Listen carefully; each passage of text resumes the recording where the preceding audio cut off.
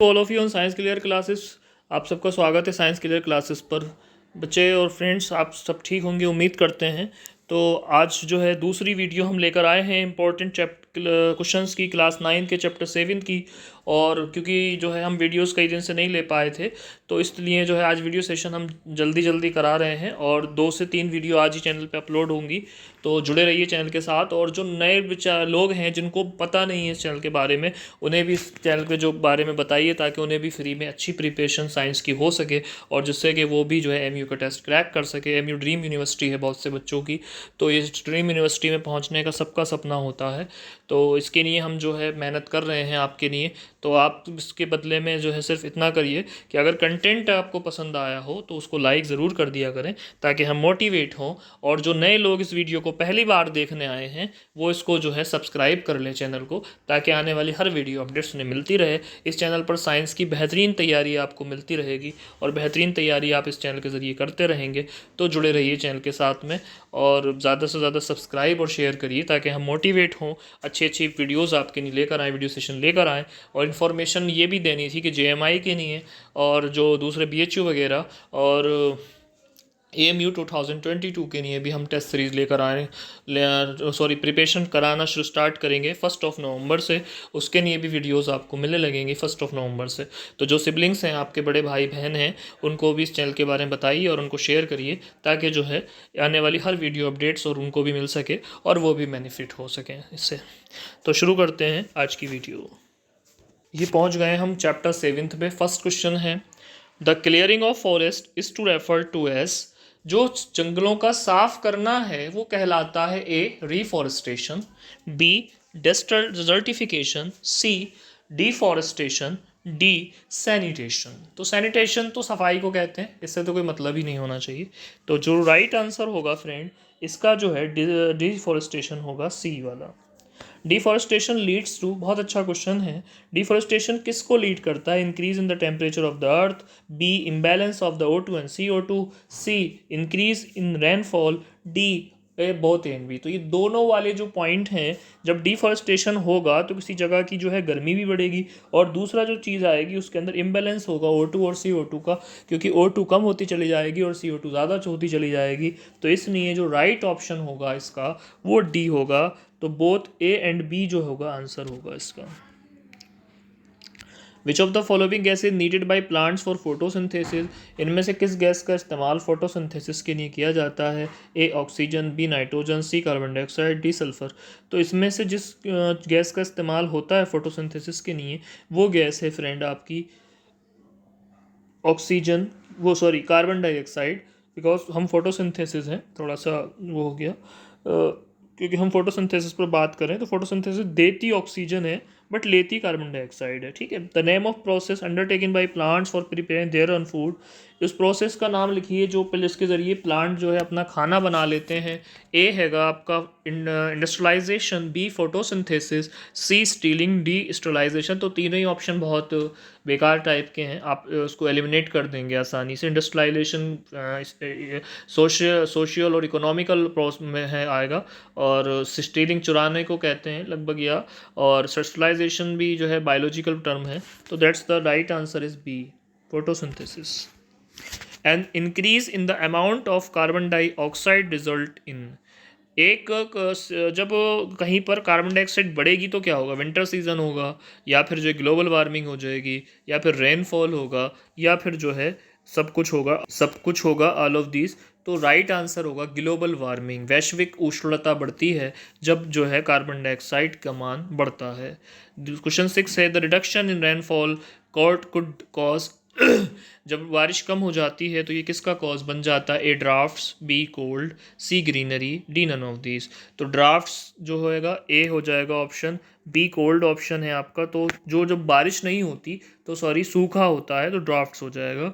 उसके बाद the removal of the top layer of soil leads to. जब मिट्टी की ऊपरी लेयर हट जाती है तो ये क्या होता है? इसकी वजह से डिजर्टिफिकेशन होता है, रेनफॉल होता है, स्नोफॉल होता है, डिफॉरेस्टेशन होता है। तो फिर वो जगह डेजर्ट बनना शुरू हो जाती है और इसका राइट आंसर होगा desertification. Name the sphere that supports life and where living organism exist. उस स्फेयर का नाम लिखिए, नाम बताइए जहाँ पर जो है ऑर्गेनिज्म एग्जिट करते हैं, रहते हैं। A atmosphere, B lithosphere, C biosphere, D none of these. अगर आप थोड़ा सा भी क्विक सेंस के होंगे तो आप इसको पकड़ सकते थे आसानी से, क्योंकि जो बायो शब्द है वो लिविंग से ही होता है, तो बायो जहाँ पर आ जाएगा वहाँ लिविंग हो जाएगा। तो that's the answer is C, B biosphere. The variety of organism living on earth is referred to as, जो वैरायटी ऑफ लिविंग ऑर्गेनिज्म है जो रेफर्ड करती है अर्थ पर, वो क्या है? ए बायोडाइवर्सिटी, बी फूड चेन, सी लिथोस्फीयर, डी रिलेशनशिप। तो variety of the living organism जो अर्थ पर रहती है उसको बायोडाइवर्सिटी कहते हैं। ए वाला सही होगा। उसके बाद बहुत अच्छा क्वेश्चन है, इंपॉर्टेंट क्वेश्चन है। Name a biosphere reserve where the plants and animal are similar to those of upper Himalaya ranges and lower western Ghat. इनमें से कौन सा बायोस्फीयर रिजर्व है जहाँ पर पौधे और जानवर समान तरीके से रहते हैं? अपर हिमालयन रेंजेस में, अपर हिमालय की चोटियों में, श्रेणियों में, और नीचे जो लोअर वेस्टर्न घाट है, पश्चिमी घाट है। A Nanda Devi biosphere reserve, B Kaziranga biosphere reserve, C Pachmarhi biosphere reserve, D Dudhwa national park. बहुत अच्छा क्वेश्चन है, रिपीट हो सकता है एमक्यू एंट्रेंस में, पढ़ के जाइए इसको ध्यान से। और हाँ फ्रेंड्स, एक और इन्फो देनी है। 28 अक्टूबर को हम एक मास्टर वीडियो लेकर आएंगे इसके लिए पूरी, और वो मास्टर वीडियो ज़रूर देख के जाइएगा। हो सकता है उसमें से आपको 20 से 30 क्वेश्चन या लगभग 15 से 20 क्वेश्चन उसी से मिल जाएं, तो उस वीडियो को ज़रूर देखिएगा। और जो लोग नहीं देख पाए हैं या चैनल पर सब्सक्राइबर नहीं हैं उनको भी शेयर कर दीजिए ताकि सारे लोगों को बेनिफिट हो सके। तो राइट आंसर होगा C, Pachmarhi biosphere reserve.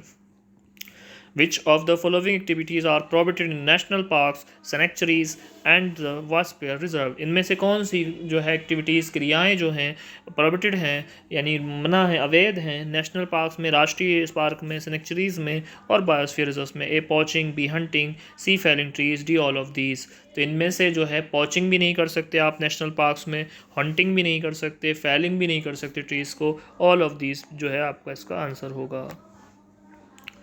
Name the areas where animals are protected from any disturbance to them and their habitat. A sanctuary, B diversity, C palaces, D beach। इनमें से जानवरों को बिना उनकी हैबिटेट को वो करे, ख़राब करे, हम प्रोटेक्ट कर लेते हैं। तो राइट आंसर सैनेक्चुरी, सैनेक्चुरी ए सही होगा। Name the areas reserved for wildlife where they can freely use the habitats and national sources. A national park, B sanctuary, D sea ocean और D homes। इनमें से जो नेशनल पार्क्स होते हैं वहाँ पर वो सही रहते हैं। उसके बाद क्वेश्चन 14 है, large areas of protected land of conservation of wild life, plants and animal resource and traditional life of the tribals living in the areas are referred to as. बड़े बड़े प्रोटेक्टेड लैंड जो हैं conservation wild life के, plant के और animal resources के, और जो ट्राइबल लिविंग वो रहते हैं वो क्या कहलाते हैं? तो ये होगा ए बायोस्फीयर रिजर्व। उसके बाद क्वेश्चन 16 है, the Pachmarhi bio reserve consist one national park named. Pachmarhi bio reserve इनमें से एक नेशनल पार्क है जो किस पर नेम्ड है? बोरी ए, बी सतपुड़ा, सी आनंद, डी दुधवा। तो सतपुड़ा आएगा इसका आंसर, बी वाला। उसके बाद क्वेश्चन 16 है, the Pachmarhi biosphere reserve consist to wild life sanctuaries name. A Bori and Pachmarhi जो है, पंचमढ़ी एंड सतपुड़ा, सतपुड़ा एंड जो हैगा Bori, D C none of the. तो ये बोरी और पंचमढ़ी होगा, ए वाला आंसर। उसके बाद the plant found in a particular area are termed as A flora, fauna, C species, all of these. तो ये फ्लोरा होंगे, ए सही होगा इसका।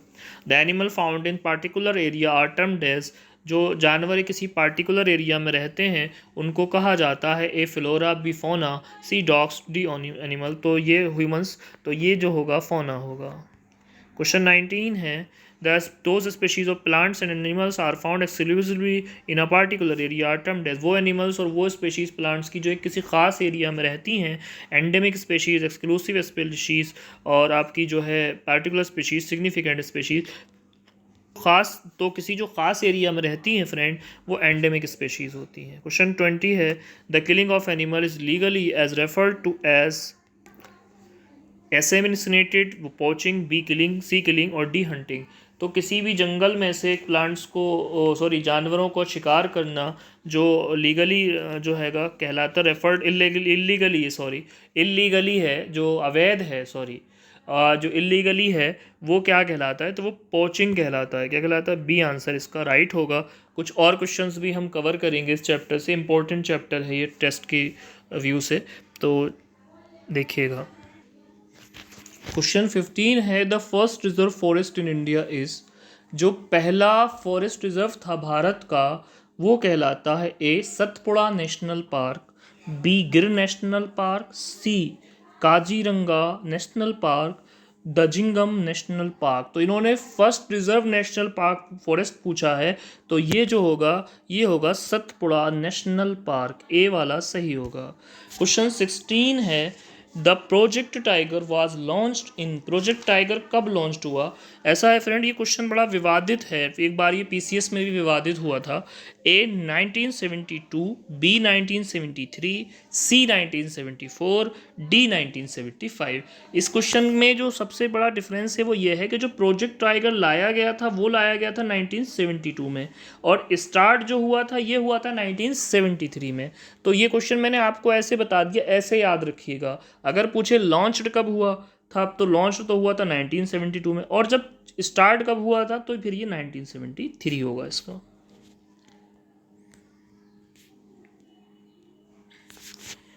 Whose numbers are diminished to a level that made face extinction are called, जिनके number लगातार घट रहे हैं और वो आगे जाकर जो है ख़त्म हो सकते हैं, क्या कहलाते हैं? ए एंडेंजर्ड स्पेशीज, एंडेंजर्ड एनिमल, दूसरा सी एंडेंजर्ड एंडेमिक स्पेशीज, और ऑल ऑफ दीज। तो जो डिमिनिश हो रहे हैं और ख़त्म होने की कगार पर हैं उनको आपका जो है एंडेंजर्ड स्पेशीज कहा जाता है। उसके बाद क्वेश्चन 18 ले लेंगे। Extinct animal is A tiger, B dinosaur, dog, white elephant. तो आप बहुत आसानी से इस क्वेश्चन को कर लेंगे क्योंकि आपसे एक्सटिंक्ट पूछा है। तो एक्सटिंक्ट अब हमारे साथ कौन नहीं है? हमारे साथ कौन नहीं है अब? जो नहीं है अब हमारे साथ, डायनासोर नहीं है हमारे साथ। नए planting new trees is called a forestation, reforestation, deforestation, all of this. तो नए प्लांट्स का लगाना फ्रेंड रिफॉरेस्टेशन कहलाता है। इसका जो राइट आंसर हो जाएगा वो बी हो जाएगा, रिफॉरेस्टेशन। उसके बाद a book carrying information about endangered species, एक किताब जिसमें इंफॉर्मेशन होती है इंडेंजर्ड स्पेशीज़ के बारे में। Red data book, blue data book, green data book, yellow data book. तो याद रखिएगा ये रेड डाटा बुक होती है और इसके पेज वाइट ही होते हैं। एक बार पूछा था ये क्वेश्चन कि उसके जो पेज होते हैं वो कैसे होते हैं, तो सबको लगा कि ये रेड डाटा है तो रेड ही होते होंगे, तो नेट रेड मतलब है ख़तरे के लिए। उसके बाद नीचे है Pachmarhi biosphere reserve does not consist of, Pachmarhi जो रिजर्व है उसमें क्या नहीं है?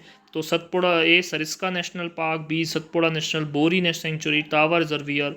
तो इसमें से जो हैगा ए वाला नहीं होगा, सरिस्का नेशनल पार्क इसको कंसिस्ट नहीं करता। उसके बाद जो क्वेश्चन है नेक्स्ट आपका आ गया, ये क्वेश्चन हम कर चुके थे। अगला क्वेश्चन है the red data books gives an account of, red data books क्या देता है? Endangered plant, extinct animal, endangered plant and animals, D none of these. तो इसमें से जो है ये सारे के सारे देता है, एंडेंजर्ड प्लांट्स भी देता है और एनिमल्स भी देता है। सी ऑप्शन जो है इसका सही होगा। Limited private operations are permitted in, limited छोटे प्राइवेट ऑपरेशन को परमिटेड किया जाता है इनमें से किसमें? नेशनल पार्क्स में, वाइल्ड लाइफ सेंचुरीज में, बायोजूलॉजिकल पार्क्स में और बायोस्फीयर रिजर्व में। तो ये जो है वाइल्ड लाइफ सेंचुरीज में आप कर सकते हैं, बी वाला इसका राइट आंसर होगा। उसके बाद नेक्स्ट क्वेश्चन है आपका, नीचे देखिएगा। Wild life protection act passed in India in 1962, 1972, 1982, 1992।